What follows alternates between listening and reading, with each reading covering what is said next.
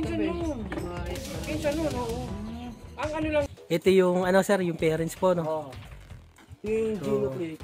Ayan, mga ka. Oo. Ito yung Cookman. Kak po itong Cookman, sir. Mm. Ito yung parents, sir, nung yan, San Francisco yan, Leyte natin. Ayan. Last 2 years ago, ngayon petsa namin nakuha itong ibon na to. Ayan, mga Backward kabi yung namin, pakpak ko. Kamukha niya yung nanay niya. Ngayon din dumating anak niya. 2 2 years old pa lang yung babae na to. Ito yung Cookman. kak, mga kabi. Pearl eye.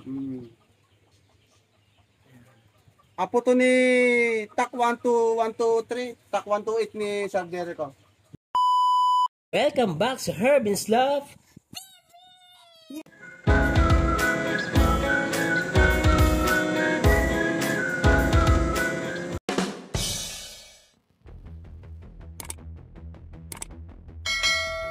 Ito yung kak. Ito yung hen. Nagmana lang sa inyo lang ano. Ano yung mga pinapa-delivered mo dati ng ano? Ay, yung pinsan nun. Pinsan nun, oo. Ang ano lang nun, siya, purong bagal yung ano. Kasi yung kapatid, David lang. Mga kabi yung pinaka-breeder pala nung kay Sir Paul. Kay Sir Leopoldo de Mayuga. Yung nag-champion sa summer race. Yung last summer race ng CSWRPC. Yan, may puyo pala tong ano hen. No? Yan, yung magulang nung ano. Oh, ganda.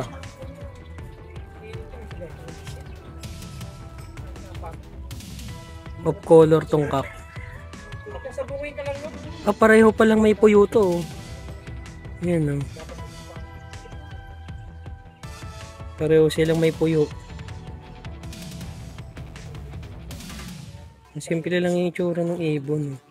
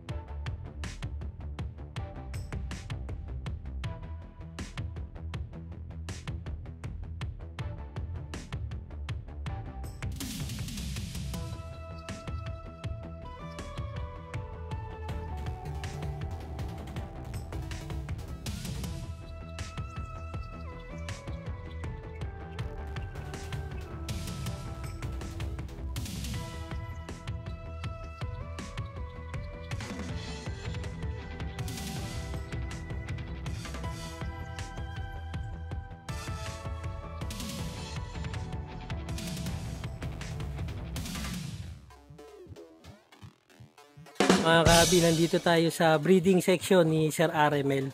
Ito yung ano sir, yung parents po, no? Oo. Yung Gino Plate. Ayan, mga kabi. Oo. Ito yung Cookman. Kak po itong Cookman, sir. Ito yung parents, sir, nung San Francisco Leyte natin. Ayan. Kasalan mo. Nirepeat ko. Kasi nga sabi ko siya ang iloload nung ano. I-repeat natin sabi ko. Ang kamukha niya, sir, yung nanay yata, Nanay. no? Maliit. Tapos tumata. Pero Mata noon ay orange, light orange. Ito ay parang na medyo pula eh. ito nga lang para yun, medyo ano. Pearl eye naman yung tatay. Pwedeng ano sir, ayan, mahawakan. Makita nyo, makita ng mga kahabi natin yung ano, yung mismong build ng katawan ng ibon. 2 years old Yung na magulang. 2 years old pa lang sir, simula nung nabili nyo. Last 2 years ago, ngayon petsa namin nakuha itong ibon na to. Ayan, mga kahabi yung pakpak ko. Kamukha niya yung nanay niya. Ngayon din dumating anak niya. 2 years old pa lang yung babae na to. Sige sir, pabuka nga po ng pakpak. Pero sir, yung ano, yung katawan sa nanay o sa tatay, tingin mo? Malaki din to eh. Pero baka sa nanay. Kasi mas malaki yung... Sa bagay, bata pa yung ibon, sir, eh, no? Hmm. Makikita mo yun, sir, pag ano na yun, no? Pag mga 1 taon na mahigit siguro. Eh, nanginginig din, mga kabi, oh. Asmado. Asmado. Nandipid. Yan, yung nanay, mga kabi. Ang bloodline po, sir, ay Gino. Pick. Ayan. Alan Chan. Yan, mga kabi. So, ito yung tatay, mga kabi.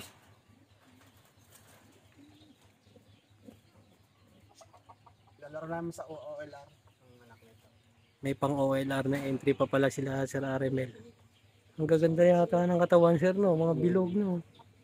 Ito yung pack, mga kabi. Pearl eye.